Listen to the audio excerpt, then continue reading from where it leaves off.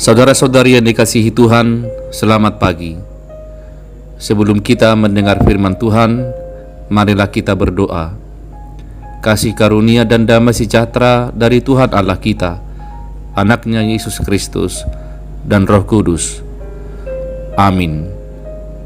Firman Tuhan bagi kita hari ini tertulis dalam Titus pasal 2 ayat 11.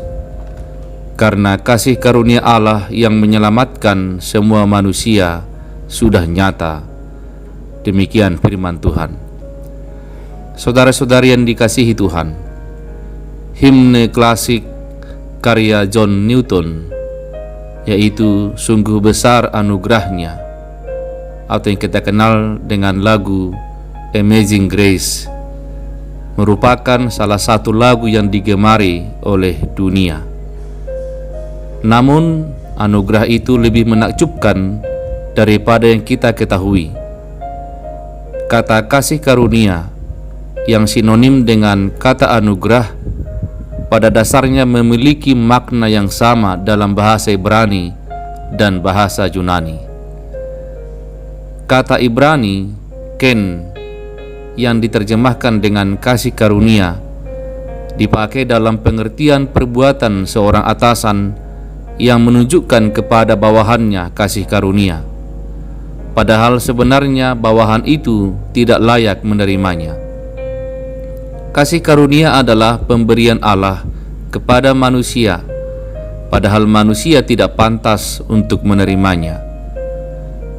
Donald Guthrie menjelaskan istilah anugerah sebagai kemurahan Allah yang tidak pantas diterima oleh orang yang layak dihukum.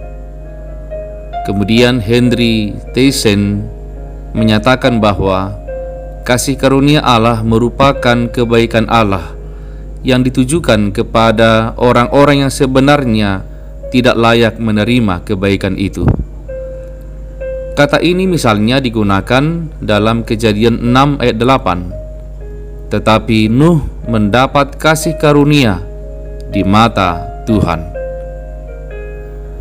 Lalu kata Yunani, charis, adalah kata benda yang biasa dipakai untuk menerjemahkan kata Ibrani ken. Kata charis yang secara umum berarti kasih karunia, anugerah, atau kemurahan hati. Menurut Kevin J. Corner, definisi kasih karunia muncul dari kebiasaan Yunani, yaitu ketika orang-orang Yunani ingin memberikan hadiah dari kemurahan hati yang murni tanpa berpikir akan imbalan. Maka kata yang mereka gunakan untuk pemberian itu adalah charis atau kasih karunia. Secara khusus dalam Perjanjian Baru, kata kasih karunia atau anugerah ini dihubungkan dengan keselamatan dari Allah bagi manusia di dalam Kristus, yaitu kemurahan Allah yang diberikan kepada orang berdosa yang tidak layak menerimanya. Misalnya, Petrus dalam sidang pertama di Yerusalem mengatakan, sebaliknya kita percaya bahwa oleh kasih karunia Tuhan Yesus Kristus kita akan beroleh keselamatan sama seperti mereka juga. Lalu firman Tuhan hari ini, Titus 2 ayat 11, Rasul Paulus juga menuliskan, karena kasih karunia Allah yang menyelamatkan semua manusia sudah nyata. Saudara-saudari, kita hidup dan sehat sampai hari ini, itu adalah kasih karunia Allah. Kita masih bisa bekerja dan berkarya sampai hari ini, itu adalah kasih karunia Allah. Kita masih bisa makan dan tidur dengan nyenyak sampai hari ini, itu adalah kasih karunia Allah. Karena dosa-dosa kita sesungguhnya tidak layak menerimanya. Tetapi kasih karunia Allah terus dan selamanya nyata dalam hidup kita. Amin.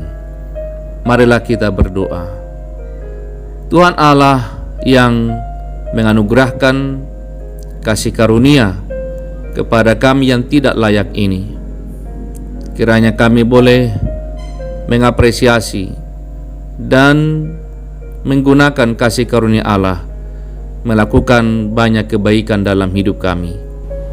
Tuhan kiranya menolong kami bekerja dan berkarya hari ini. Dalam nama Yesus kami berdoa. Amin. Saudara-saudari, selamat pagi, selamat bekerja, selamat berkarya. Tuhan Yesus memberkati. Shalom.